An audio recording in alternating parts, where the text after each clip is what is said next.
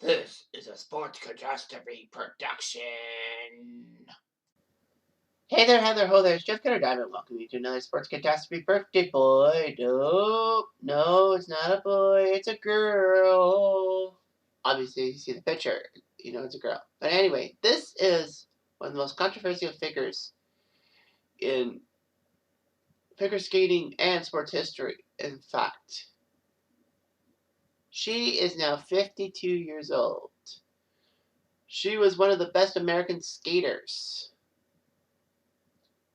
in the early 90s. Unfortunately, she started to slip up in a bit and then was involved in one of the worst bits of revenge on a fellow skater in history. And basically, things were terrible. So, she did her job. She is Tanya Harding. Tanya Harding was born in Portland, Oregon in 1970, November 12th. Her father held odd jobs, and because of his poor health, he was underemployed. She began to skate at age 3 and would actually hunt, drag race, and learn auto mechanics from her father. Her mother would have to hand sew her daughter's skating costumes to save money. Harding's parents divorced when she was 16, and then she focused on skating. Harding said that her mother would physically and psychologically abuse her.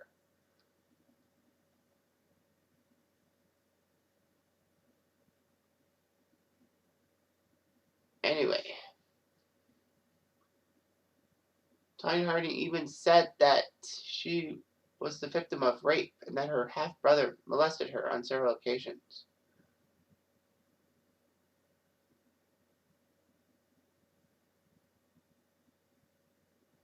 Anyway, her skating career was big. She went up the ladder. She ended started from 6th at the 86 U.S. Figure Skating Championships to 3rd in 89. She actually looked like she was going to win the 1990 U.S. Figure Skating Championships, but unfortunately she had flu and she was asthmatic. As in she had asthma, so she had poor free skate. She would finish 7th overall, but in 91, her breakthrough happened. She completed a triple axel at the U.S. Championships, the first American woman to execute the jump. She would land 7 triple jumps, winning the 91 singles title, and crushed it. She had the triple axel again at the Worlds in 91, but she lost to her American compatriot, Christy Yamaguchi. And the person in 3rd place would be the girl that Hardy would try to extricate, and that was Nancy Kerrigan. She did well and all that. Unfortunately, her results began to decline by late 91. She ended up 3rd at the U.S. Figure Skating Championships in 92. She still got to go to the Olympics because the U.S. had 3 spots, and she would finish 4th in the Winter Olympics as Yamaguchi would win the title.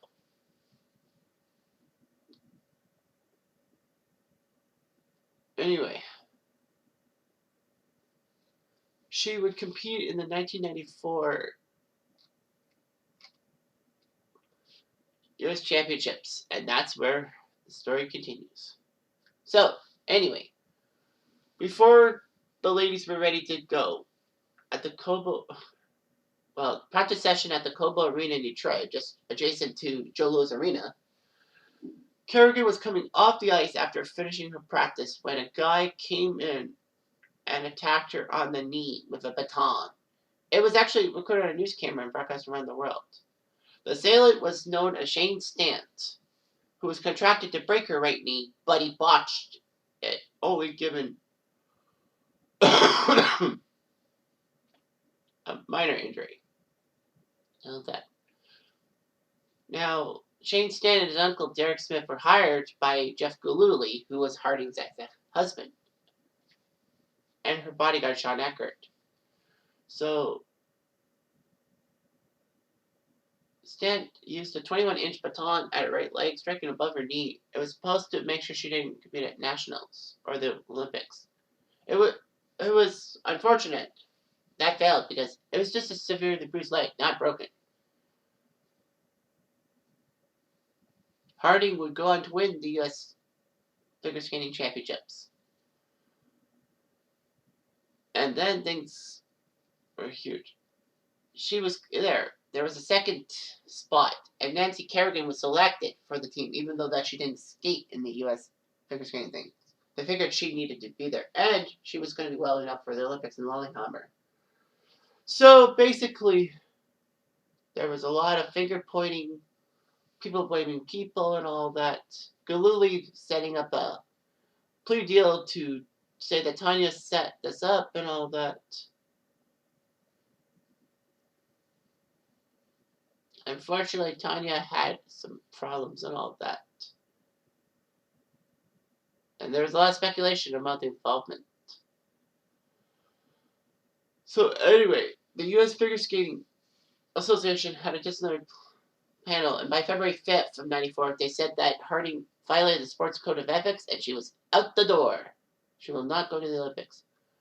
Unfortunately, there was one tiny problem because Harding threatened to sue the U.S. Figure Skating Association if she wouldn't go to the Olympics. So, back in the corner, they allowed Harding to go back. So, anyway, the news media would attend the practices for Tanya Harding and all that.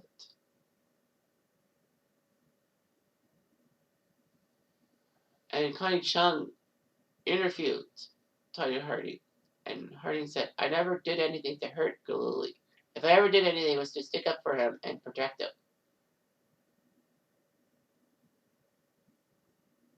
Connie Chung actually got on the same flight with Tanya Harding to Oslo, through Lillehammer for the Olympics. Chung said that if it wasn't for the scandal, she would never have gone to Norway. Anyway, Harding and Kerrigan had to share the ice at practice session, and the press were right there. And Scott Hamilton, who I did a Birthday Boy, I think I did Birthday Boy, said that the sport was depicted as a tabloid event. And Nancy Kerrigan decided to wear the same skating outfit she wore when Stan attacked her. It was deliberate. The tape-delayed broadcast of the ladies' technical program was one of the most watched telecasts in the U.S., not just for the Olympics, but for sporting events. All that. The good news for the skeptics was that Harding didn't do well at the Olympics. She broke a skate lace in her second program, and she ended up 8th. Kerrigan would take silver behind Oksana Bayul. So unfortunately, Harding decided to plead guilty because, there's a lot of problems. She was forced to go through 3 years of probation, a $100,000 fine, 5 hours of community service, and she actually volunteered to reimburse the court hearing for the felony offense, undergo a psychiatric examination, and decided to give $50,000 to Special Olympics Oregon. The guidelines said that she could have served 5 years in jail. So she was denied a trip to figure skating. She addressed the scandal for a few times and all that. But, she didn't know what to do about it. However, Nancy Kerrigan in 2014 actually said, "Whatever apology Tanya has given, I accept it. It's time for all of us." For all of us. I've always wished Tanya well. She has her own family. I have my family. It's time to make that our focus and move on with our lives. Beautiful.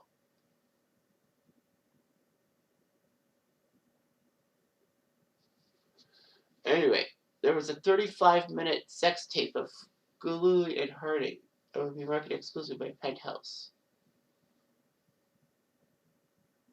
Harding actually in Portland was part of a AAA wrestling show for the wrestling stable Los Gringos Locos.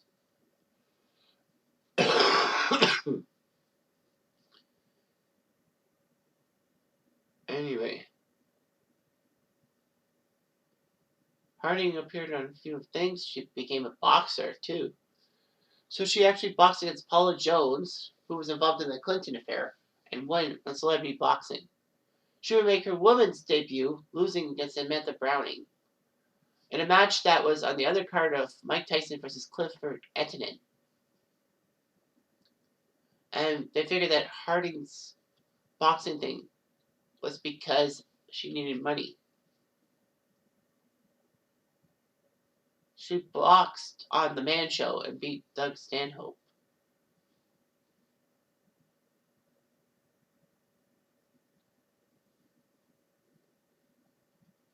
Anyway, she ended up 3-3 in her boxing career.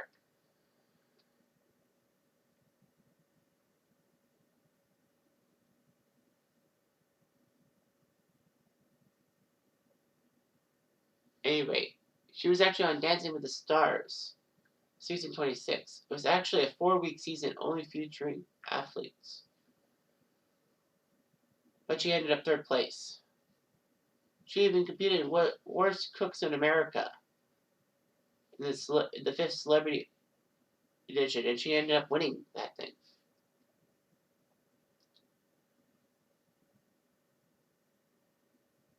So anyway, Harding was 15 when she had the relationship with Jeff Goldblum in 1986. It was like weird and all that. But they were divorced in 93.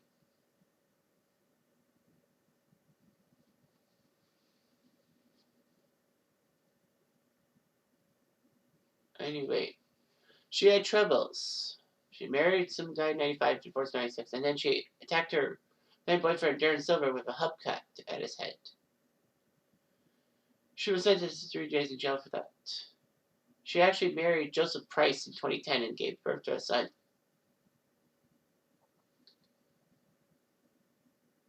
And Harding did say she was skating and all that.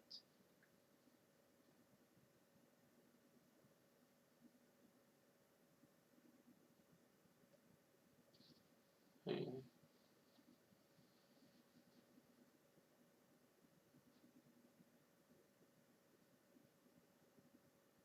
Anyway, yeah, and of course we all know about that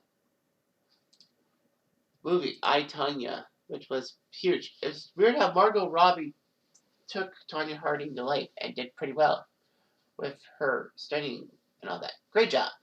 Anyway, Tonya Harding was an awkward figure, but in the end, she got what she deserved. Public shunning of figure skating. Isn't that what we all wanted? Anyway, I'm Jeff Diamond. I do.